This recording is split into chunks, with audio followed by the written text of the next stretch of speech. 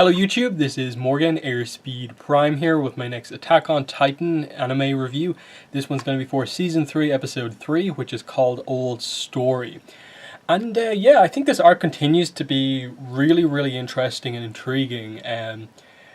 I think, in a way, removing the focus from the desperate fight against the Titans to actually just focusing more on the history of humanity and, in a way, what Titans have kind of like done to humanity and what they've done to like gain some sort of a foothold in the aftermath of all of this happening is really interesting. I think this episode got to the core of that quite well, with giving us both Historia's backstory, at least some of it, and also some of Commander Erwin's backstory.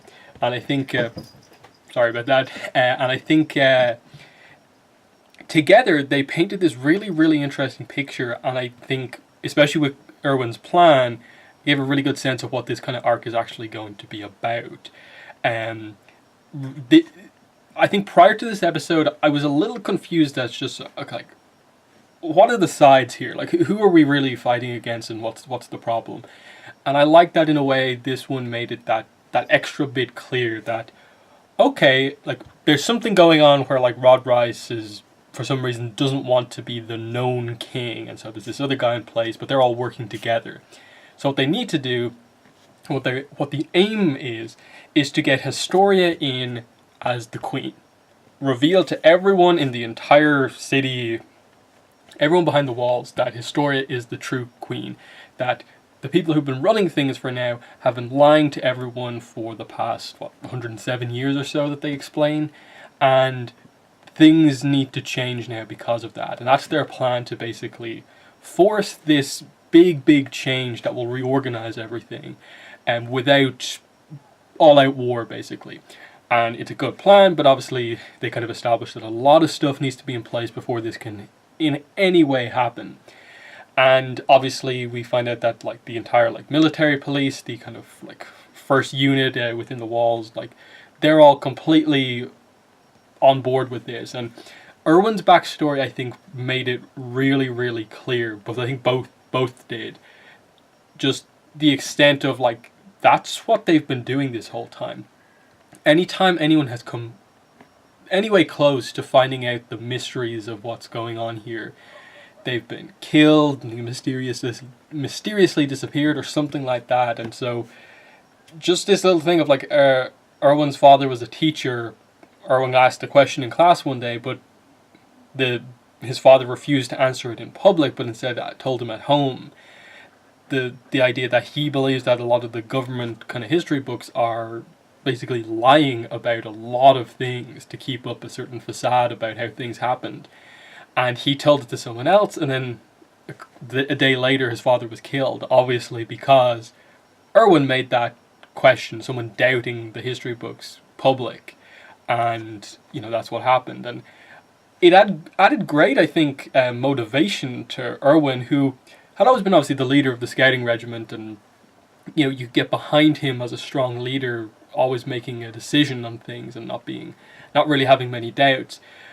But actually giving him some proper, like, development of, like, this is in a way, this sort of explains without him saying it directly, like, why he's part of the scouting legion and not one of the other ones. Because he actively wants to know the answers to these questions, and he felt like being part of the scouting regiment was the way to go about that, because I suppose in a way the military sees the scouting regiment, like up until like very recently, as just this is where all the suicidal idiots will go to get themselves killed. They're not going to discover anything out there. They'll have their uses if there's any like threat as being the main people capable of taking down Titans, but that they'll all be killed, and so it'll take away the sort of, more or less, the people who will be most likely to question anyone are out there killing Titans out on their own, because we let them kind of leave the walls because they're so dangerous out there. But now all of a sudden with Hanji, Levi, Armin, all of these kind of characters who are kind of really beginning to question these things, and now it seems like it's a pretty unified effort now from what's left of the scouting regiment to actually commit to this plan and make it happen. in that they're pursuing, obviously, where Historia and Eren are being taken. Now, Hanji has been more or less placed as the commander of the scouting regiment, while Erwin is obviously going to be primarily dealing with stuff from a more political standpoint of like he can't be actively leading the scouting regiment because he has to sort of fight for their case and kind of do some of the planning in the middle of the city up against all the other kind of regiment commanders. We'll see exactly how that goes. And even just what they were doing by the end of like those interior kind of units basically trying to defame the scouting regiment, that they've killed people in the walls, like they're crazy, you shouldn't listen to them, listen to us, we've always protected you type stuff. This is how difficult it's going to be, but just that little moment of Erwin going over to that guy's body and kind of saying that like this was his dream, like he did this terrible thing, he nearly led to the death of a lot of people back in season 1, but he tried to turn things around, obviously to make himself successful, but also to help everyone. And someone stopped that from happening. I'm going to avenge that because I fundamentally liked that he made this turnaround moment. And I like that because I think it helped to sort of like really add humanity to the scouting legion who had been kind of just set out as like murderers for the most of this episode. That like in the same sentence, Erwin basically criticized the guy, but then praised him, was able to see his actual dream, and then said, I'm going to do something about this.